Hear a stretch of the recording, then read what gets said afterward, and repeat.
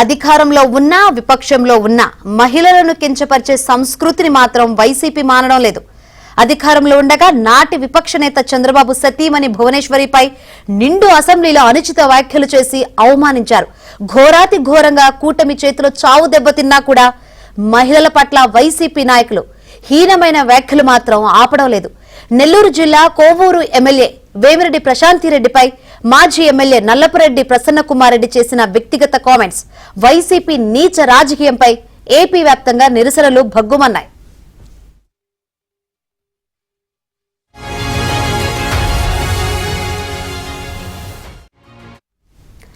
తనపై ప్రసన్నకుమార్ రెడ్డి చేసిన వ్యాఖ్యలపై ఎమ్మెల్యే ప్రశాంతి స్వయంగా వెళ్లి ఎస్పీ ఆఫీసులో ఫిర్యాదు చేశారు.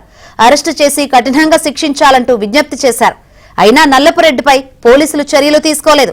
దీంతో మరింత రెచ్చిపోయిన ఆయన మరోసారి రెచ్చగొట్టే వ్యాఖ్యలు చేశారు. తాను ఎక్కడికి పారిపోలేదని, కేసులు అరెస్టులకు భయపడేది లేదన్నారు.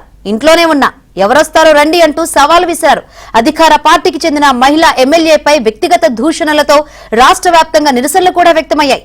అయినా పోలీసులు చర్యలు ఎందుకు తీసుకోవడం లేదన్నది చర్చనీయాంశంగా మారింది.